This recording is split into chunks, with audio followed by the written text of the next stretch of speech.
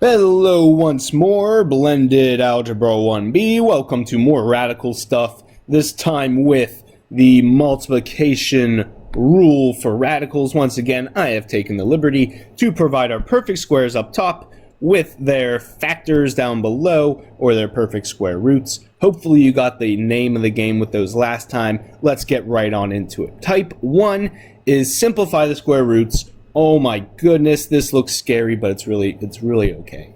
Okay, first off, if two numbers are both radical, they can multiply to each other. They're part of the radical fan club, and they can be multiplied together. So simply put, it's like taking 2 times 18, which is 36, and hey, now that they are in the same square root, this actually becomes nice. Square root of 36 is just 6.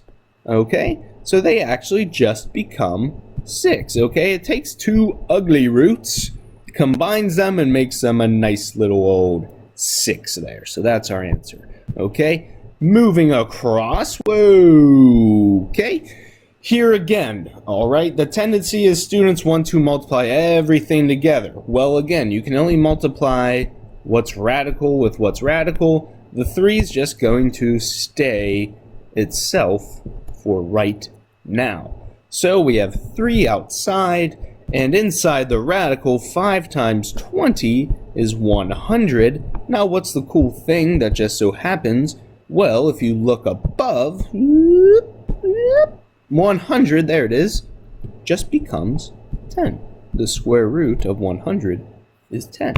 Okay? So right down below here, the square root of 100 simply becomes 10, which is actually now outside the radical, because it just becomes 10, and we have 3 times 10, hey, that wasn't so bad, it's just a 30. If you actually type this whole thing into your calculator, putting parentheses around the radicals, you should just get 30, okay, and that's a good way to check your answers. So 30 for that one. Moving here, oh my, a negative, but again, let's just bear with it for a second. Let's multiply our square roots, okay? Square root of 6 times square root of 2 is square root of 12. We have the negative 4 outside, we'll deal with it later. Square root of 12, if you notice up above, it's not a perfect square. But again, think, what are perfect square factors that go into 12? Well, that's 4 times 3. So really, it's square root of 4 times the square root of 3. Negative 4 is still out front. Square root of 4 is just 2. Square root of 3 doesn't break down. Square root, actually negative 4 is out front. And now that these are outside the radical, they can multiply together, making negative 8. And the square root of 3 stays behind. They're really not as bad as what they look like. Okay? Very similar here. Negative 4 is outside. What you can do, though, is multiply two radicals. Okay, we'll stick with the same color. Square root of 3 times square root of 12. That makes square root of 36. Negative 4 is outside. Hey, you should recognize something about the square root of 36. It becomes something with the negative 4, and I'll leave that for you to finish up. So we'll have negative 4 times whatever the square root of 36 is. Moving over here, okay, well, we have numbers not only both outside, but we also have numbers inside. So multiply what likes each other. Okay, square root of 8 likes square root of 2, so they become square root of 16. Negative 2 likes 4, so it becomes negative 8. Square root of 16, okay, light bulb should go off in your head. Square root of 16 is really just 4. We still have negative 8 outside. Negative 4, actually negative 8 times 4 is negative 32. It's all a big fun and game, multiplying like things by like things, okay? Start problems for you to come back to. But wait, there's more. Oh my, now we have letters or variables and numbers? Well, remember, when you multiply variables, r squared times r to the third, you add them, so it's r squared plus 3, and that makes r to the fifth. Okay, similar story here. First off, we can multiply the numbers together. Okay, and since they're both in radicals, everything can be multiplied. That means we have 2 times 18, which is 36. R to the third times r to the fifth. Okay, that makes r to the eighth. R80. Now, let's play the simplifying game, and this should look like a problem from last unit. Okay, square root of 36, that becomes 6. R to the eighth, how many pairs of r again? Pairs of r. R to the fourth, and that's it. That's really it. That's all, okay? Moving aside. I don't know why it skips to number 9. No, it's because number 8's down below it. We might as well go in order. Okay, there's a few different ways to do this, okay? But first, let's stick with what we've been doing, okay? Square roots of like numbers. Okay, so we have 9 and 10 and x to the fourth, and we have the blues outside, a -1 essentially. So that makes -2 outside.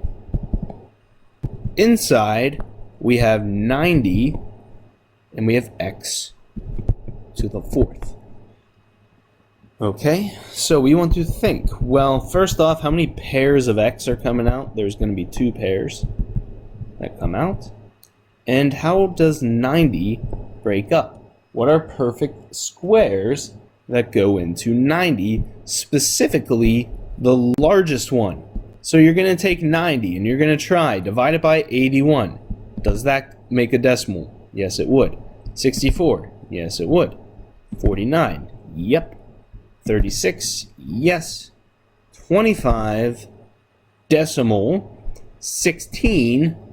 Also a decimal. And 9? Well, it just goes to show, actually, that our 9 times 10 is how it breaks down, with blue out front. Now, the x to the fourth became x squared. Remember, how many pairs? X squared. Square root of 9 is just 3. And we're left with the square root of 10. Okay, so just take them slow. That means we have -6 x squared roots of 10. Okay, they'll get tricky, but if you take your time and if you just keep looking to those perfect squares, they won't lead you wrong. Okay, so last 2 here. These ones, I'll get you started. Alrighty, so again, multiply your radicals. So maybe you can get to this point. Well, 3 times 6 is 18. R squared times r to the third is r to the fifth. And again, you need to break this down, thinking how many pairs and leftovers are there, and perfect squares that go into 18. So you will have something outside the drawer and inside the drawer. Let's also get you started on number 10. All right, we have numbers outside, so the 4 and the 2, those are going to become 8. And all of our radical stuff combined. So 7 times 6 is 42. X to the third and x squared is x to the fifth. Here's another one for you to find, okay? X to the fifth. How many pairs? Any leftovers? 42. Perfect square factors. And 8, just remember to multiply it by everything after you break those up. So you're going to have 8 times something with radical something left over. Alrighty, those are for you to finish up. Again, take on the challenge, do your best, and thanks again for watching. If you were still confused on breaking down square roots, maybe rewatch the old videos. And again, just always email for help.